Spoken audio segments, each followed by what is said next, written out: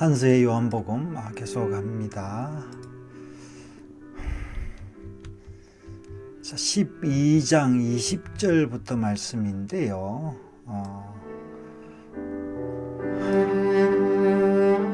인자가 들려야 합니다. 여러분, 우리가 인자가 들렸기 때문에 우리가 이제 예수를 예배할 수 있는 것, 제사할 수 있는 거죠. 죽지 않으면 제사가 되지를 않으니까. 자, 계속 보면 이제 나사로 이야기가 이제 끝나고, 그죠? 이제 여기에 마리아 이야기가 끝나고 이제 예루살렘 들어가니까, 예루살렘에 들어가니까 이제 죽으러 들어가는 거죠.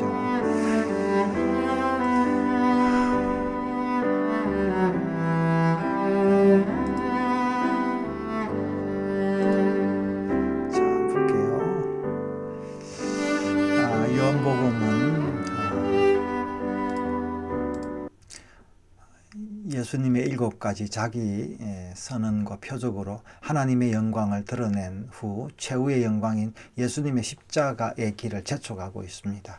지금 우리는 예수 그리스도의 마지막 공적 사역의 현장인 유월절 명절을 맞은 예루살렘으로 초대되고 있습니다. 이곳에서 예수님은 자신의 십자가 죽음이 단순한 고난이 아닌 인류의 운명을 뒤바꿀 역설적인 영광의 순간이자 구원의 역사의 최고봉임을 선포하고 있습니다.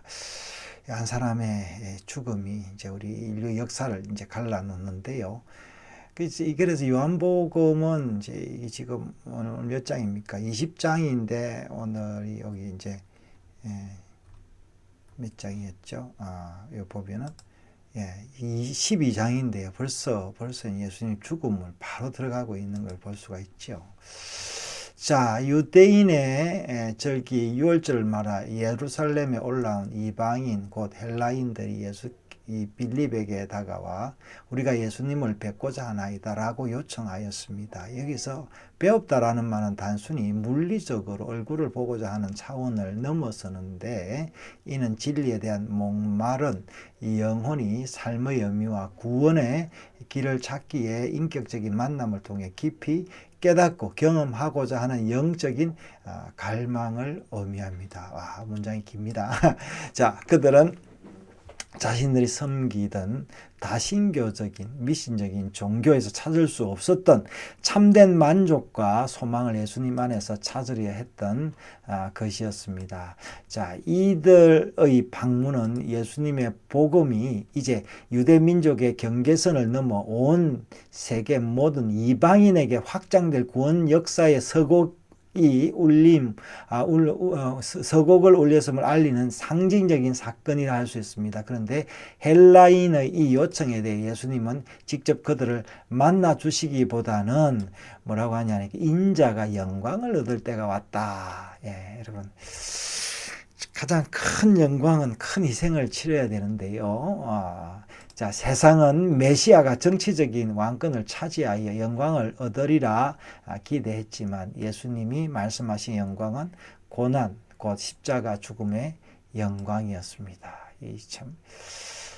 우리가 사람들이 누구나 다 한 번은 죽지만요, 그 죽음을 영광으로 바꿀 수 누가 그런 일을 할 수 있겠습니까? 이는 한 알에 밀이 땅에 떨어져 죽지 아니하면 한 알 그대로 있고 죽으면 많은 열매를 맺느니라는 말씀 속에 담겨져 있습니다. 자신의 생명을 내려놓아야 풍성한 생명의 열매를 맺을 수 있는 밀알처럼 예수님 자신도 십자가에서 죽으심으로 수많은 사람들에게 영원한 생명을 가져다 줄 수 있는 것을 비유하신 것이었습니다.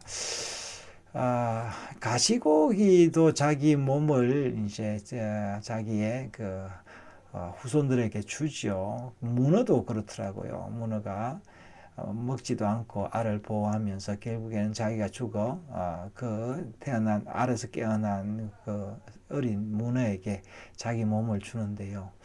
예수님은 이제 영적으로 이것을 온 인류에게, 여러분, 육적은요 한계가 있습니다. 영적으로 온 인류에게 이 몸을 주셨다는 것이죠. 이 위대한 구속 사역의 길 앞에 예수님께서는 지금 내 마음이 괴로우니 무슨 말을 하리요? 굉장히 인간적이다. 인간적인 면모를 볼 수가 있습니다. 그래서 우리가 이제 예수님은 돌아가셨으니까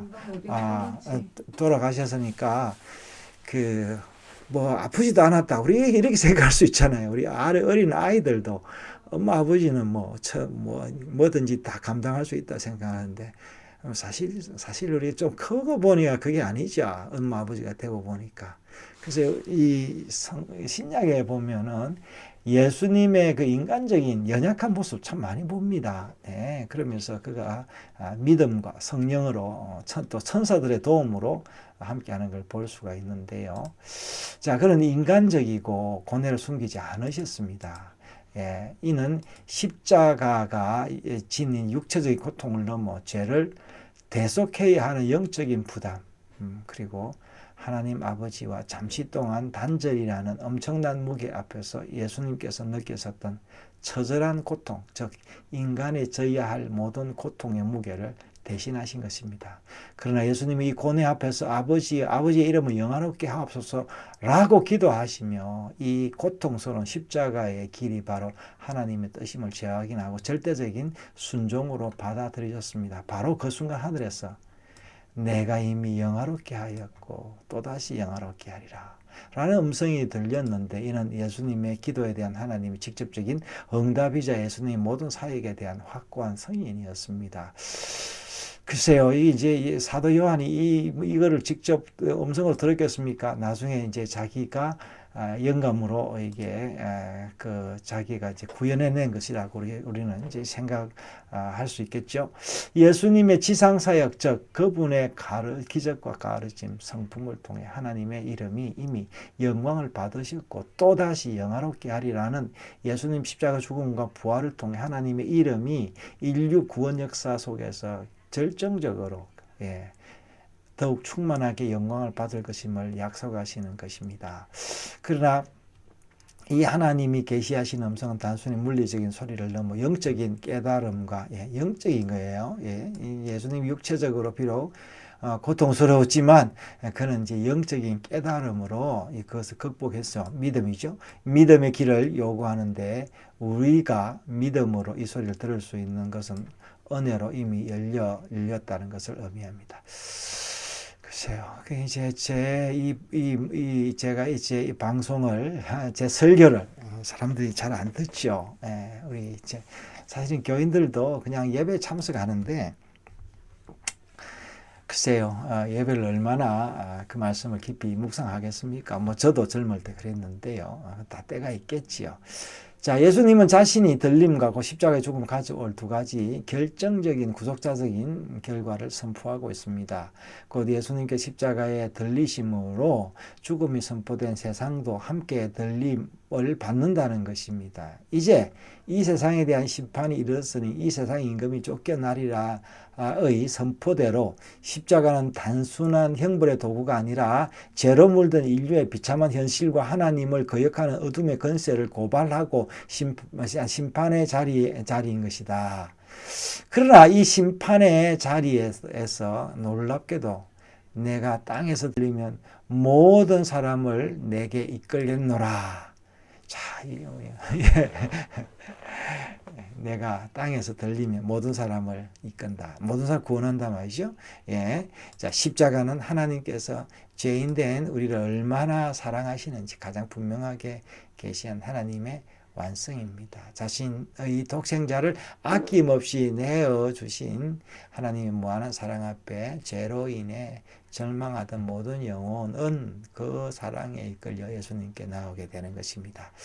자, 그분이 이제 2000년이 지났지만요, 우리가 아직까지 그분의 영혼을 아직까지 우리가 이제 간직하고 있는 거죠. 예수님께서는 인류에게 들려진 가장 위대한 초청이 들림과 이끄심의 복음을 가장 긴박하고 소중한 마음으로 받아들이라고 명령하고 있습니다. 우리가 하나님의 은혜로 이 복음의 빛을 받고 누리고 있지만 성도는 이 복음의 길을 감사와 긴장의 마음으로 걸어가야 할 것입니다. 이 구원을 이루시는 분은 하나님이시지만 하나님께서는 은혜 가운데 함께 구원의 길을 걸어가자고 강권하십니다. 우리가 은혜로 받은 구원은 영원히 계속될 것입니다. 그러나 그 영광스러운 구원은 자유 방종의 특권이 아닙니다. 곧 어둠의 날이 올 것이다. 빛이 있을 동안 빛을 믿어라. 그리하신 빛의 아들이 되리라. 그리고 빛의 아들은 자연스레 빛의 전달자가 될 것입니다.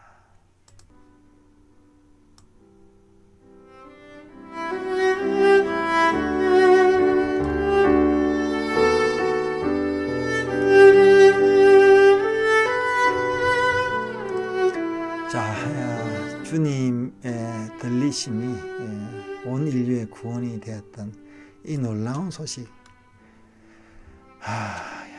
제가 매주일마다 감격하고 오늘도 이제 이 글을 읽으니까 감격이 되네요. 여러분, 우리가 구원받았습니다. 이 구원을 나눌 수 있는 것이 얼마나 기쁘고 감사한지 모르겠습니다.